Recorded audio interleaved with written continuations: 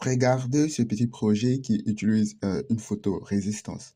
Alors, ce projet ou cette photorésistance est généralement utilisée dans des petits projets de prototypage ou aussi peut-être dans des gros projets, souvent aussi dans l'industrie. Alors, il permet de contrôler la luminosité d'une pièce à partir de la lumière ambiante, c'est-à-dire la lumière peut-être du soleil ou encore de d'autres sources lumineuses. Alors, j'ai pour habitude de le réaliser surtout lorsque je fais des smart building.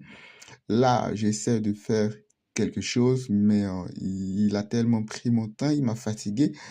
Et je me demandais pourquoi ce truc que je fais des milliers de fois me prend aujourd'hui autant de temps de réflexion.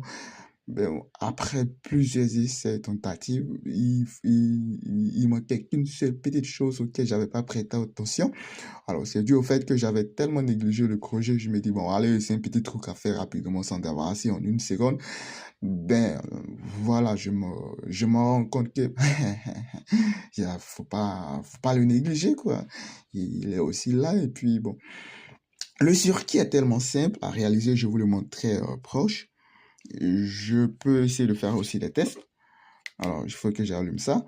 Quand j'approche la lumière de la photorésistance, alors vous constatez que la LED s'éteint.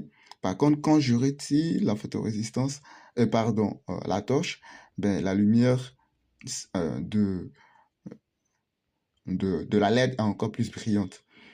Ben voilà, ça veut dire que par exemple, si nous sommes dans une pièce et qu'il y a autant de lumière du soleil, ben, on peut faire de l'économie sur l'énergie avec ce type de projet, bien sûr, à grande échelle.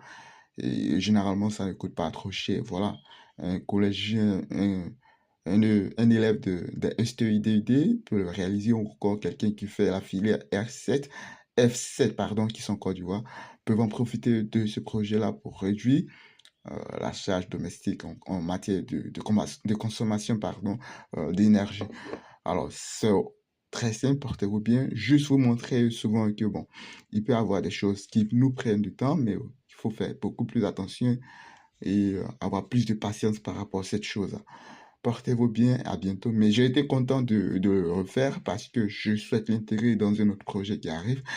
Mais je vous partagerai un peu plus en détail la suite du projet. Portez-vous bien et bye bye. Regardez ce petit projet qui utilise une photorésistance. Alors, ce projet ou cette photorésistance est généralement utilisée dans des petits projets de prototypage ou aussi peut-être dans des gros projets, souvent aussi dans l'industrie. Alors, il permet de contrôler la luminosité d'une pièce à partir de la lumière